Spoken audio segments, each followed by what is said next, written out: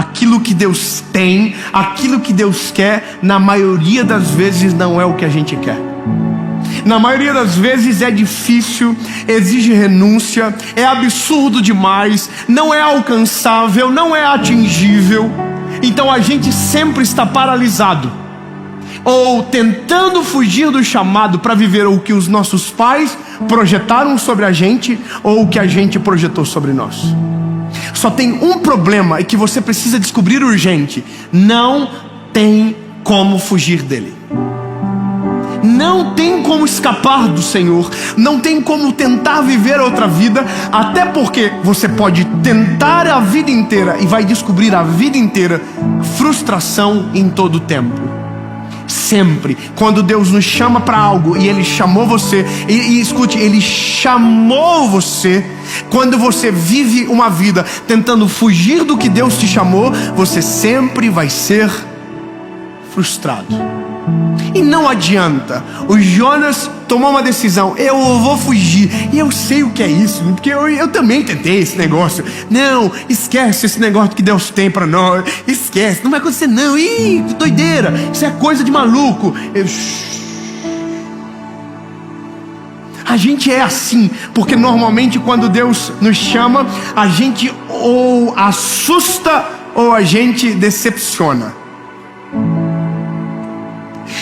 E é isso. Eu começo colocando esse gelado na vida de vocês de responsabilidade, porque não adianta, meu lindo, você foi chamado por Jesus.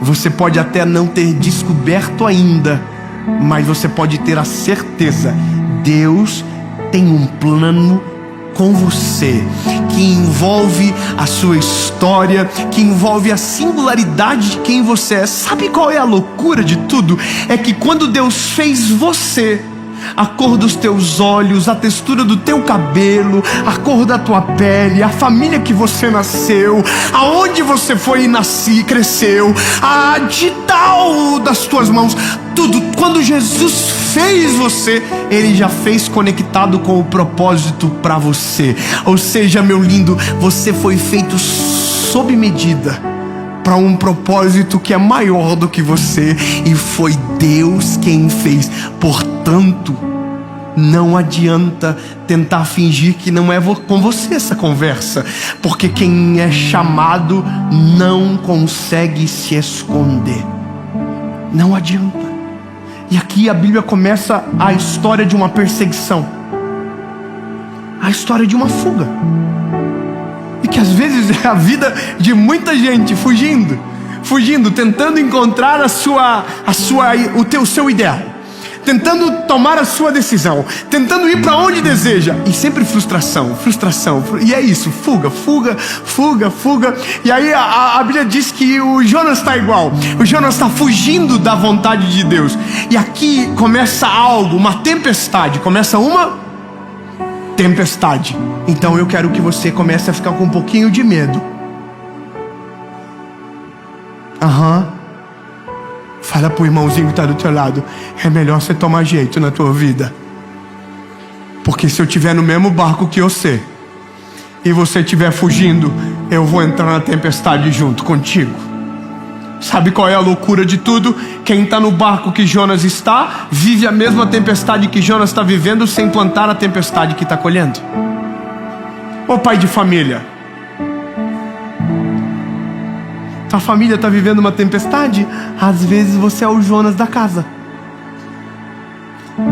Tá rindo do que, linda?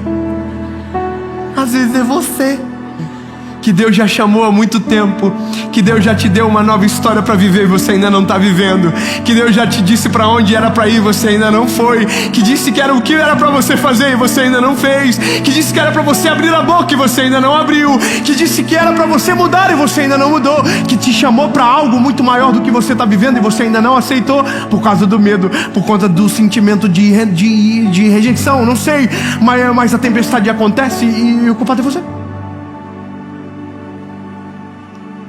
Nossa, eu vim para a Lagoinha de Belo Horizonte para sair no final da gravação com um sentimento de culpa? Não, bebê, porque a culpa não persiste, a perseguição continua.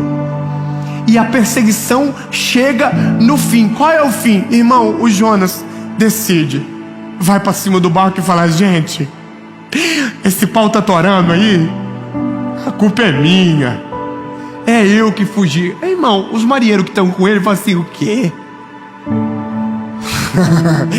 Você é o culpado da tempestade? Vral. Jogaram Jonas na água. Quando Jonas caiu na água, o que aconteceu? A tempestade parou. Irmão, não joga ele para fora da tua casa, só para não entender errado. Que, meu Jesus, já pensou se alguém entender? Não tira ele da sua vida, mas leva ele para a boquinha do peixe. É que aqui tá um negócio. A Bíblia diz que quando Jonas caiu na água, o peixe fez assim, ó, pegou ele. E aqui começa uma história maravilhosa que meus filhos amam que eu conto. O dia que o peixe engoliu Jonas. Irmão, o peixe engoliu Jonas e foi, sabe para onde? Para Nínive. Para onde que Jonas tinha sido chamado para ir? Para onde? Em Nínive. Para onde o peixe está indo? Irmão, o peixe é obediente mais do que o Jonas. Irmão, o Jonas pegou um Uber. Sem querer, foi sequestrado para dentro da barriga do Uber. O Uber obedeceu, falou assim: para onde que é para levar esse jovem, Senhor? Para Nínive. Então, lindo, vou te contar de uma forma leve, para você não assustar. Se você não vai por bem,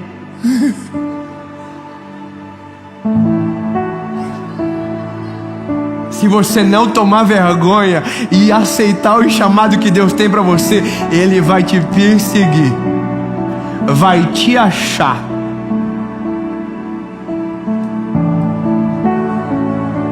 Vai mandar você para o meio da barriguinha do peixinho e vai te levar querendo você ou não, porque no fim das contas, irmão, não dá para negociar com o pai da gente. O pai, papaizinho nosso, não dá margem para negócio não. Ele fala assim: olha, tem 5 portas para você ir, eu quero que você vá nessa. Aí você fala: eu não vou, só que todas as outras estão fechadas. E esse é o livre-arbítrio. Você pode ir a porta que você quiser, mas eu fecho todas e te resta uma. Irmão, eu não sei se você ama isso, mas eu apaixono, porque é melhor assim. Quando Deus tranca, quando Deus não deixa, Ele está livrando a gente. Quando Deus segura as coisas, Ele está livrando a gente. Sabe aquilo que você pensa que era o melhor para você e não aconteceu? Era o Senhor livrando você. Era o Senhor livrando você. Sabe aquilo que você queria muito e não deu? Era o Senhor livrando você. Sabe aquela pirâmide que estava começando, que você queria entrar e não deu? Deus estava livrando você. Irmão, Deus está livrando a gente todo dia. Está tentando colocar a gente no caminho. É a gente que está a vida inteira tentando nadar contra a maré. É a gente a vida inteira que está tentando fugir. Então eu vou te dar um conselho que vai mudar a sua vida. Bebê, aceita logo o chamado de Deus para a tua vida e resolve a tua história. Como assim, David? Jesus, por que e para que o Senhor me chamou? A resposta já está dentro de você. Sua vida, sua história, sua trajetória, seus talentos, os dons que você carrega te apontam exatamente para o propósito que Deus tem para a sua história. Não adianta tentar fazer algo diferente. Você está apontado para uma direção. É só deixar o Senhor te jogar para esse lugar, viver a promessa de Deus, ou então você tem que aceitar o fato de viver frustração sempre. A oração nossa é: Jesus, eu aceito o teu chamado. O que o Senhor tem para mim é o que eu vou viver.